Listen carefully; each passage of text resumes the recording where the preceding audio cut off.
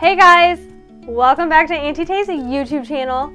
I'm really excited because I'm going to show you guys how to cut your fabric on your Cricut. And this is going to be such a game changer because there are so many Auntie Tay membership files now of all these fun goodies that you can use with your Cricut to cut your fabric out for you. I personally hate cutting fabric out. The whole reason I got my maker was to cut my fabric, and I absolutely love it. So I want to show you all my tips and tricks for doing so. Hey everyone, it's Sam from the Auntie Tay team, and you're watching The Sam Show. Let's go make some fun things. To get those creative juices flowing, I wanted to show you a couple projects before we get started that you can make using the Auntie Tay membership files and your Cricut. But first off, I want you guys to pre-wash your fabric before we cut it on the Cricut. This is going to save you any headache from shrinking if you have to wash your garment later on or whatever you're making. Then using one of the Auntie Tay partners, Marvy, they have an erasable fabric pen. I'm going to mark at 11.75 inches. I like to measure my fabric anywhere from 11.5 to 11.75 of an inch. I don't like doing 12 inches because it gets caught in the roller. But once I make my mark, I use scissors and snip it, and then I rip my fabric. This will give you a straight cut.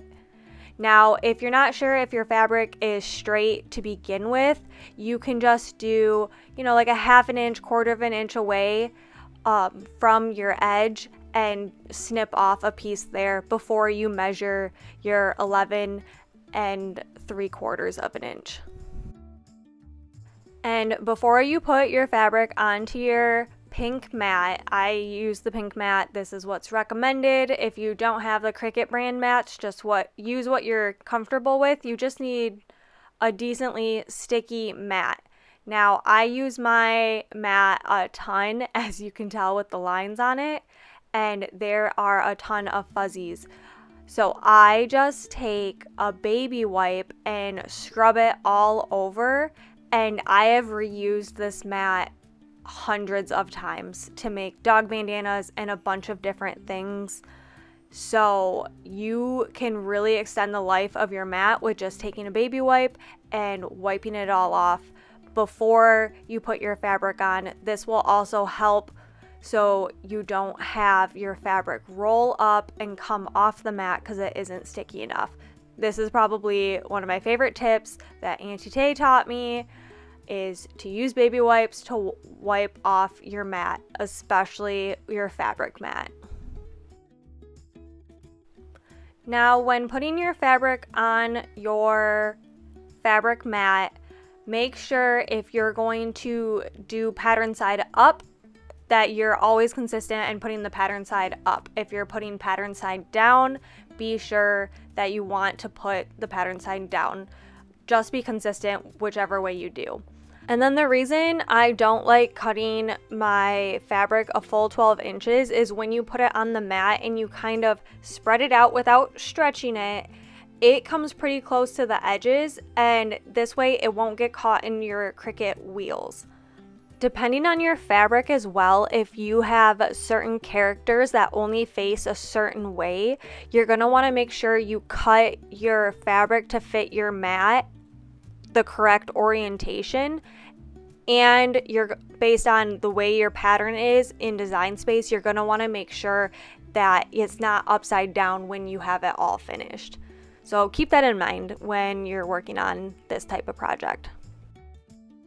With the Auntie Tay membership files, they should open up to the correct size as is.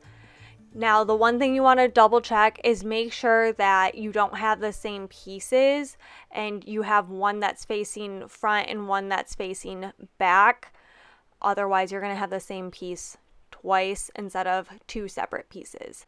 Then you're going to want to make sure you load your rotary blade. Cricut's not going to let you cut without it, but I am so thankful for the rotary blade because it makes such a huge difference.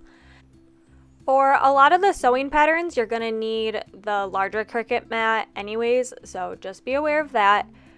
But when it comes to cutting, this is cotton fabric. I use mostly cotton fabric. I'm going to use the cotton setting that Cricut has on Design Space. When loading your fabric, you want to be really careful that you're not rolling over any of the edges and there's not any strings. A lot of the times when you rip your fabric, there'll be some loose threads on the side. You want to be really careful because that can get stuck and jammed in your wheels, which I've had it jam up and it makes it really, really complicated to get out. Not impossible, but you don't want to mess up your machine. So watch out for loose strands and just let the Cricut do their thing. Keep an eye on it. I feel like as soon as I walk away, that's normally when I have issues. When there are really fine cuts, sometimes it sounds like it's going crazy, but when there's certain curves, the Cricut has to move the rotary blade every little which way. So it sounds a lot more intense, but it's just a more complicated cut for the Cricut, not impossible, and it means you don't have to do it, which that's the perks that I love the most about cutting it with the Cricut. And you can just watch it as it cuts out whatever you're working on, and you can be working on something else.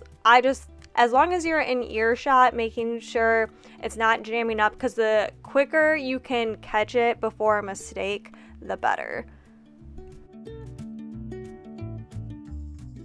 And then I think my most favorite part is peeling back the extra layers to see your pattern all nicely cut out and ready for you to sew. I hope this helped you cut out your own fabric for your own projects with your Cricut, and I really hope you guys are loving all of the new Auntie sewable files for the American Girl dolls. I cannot wait to show you how to put them all together, so be sure to check out that next video. See you next time, guys.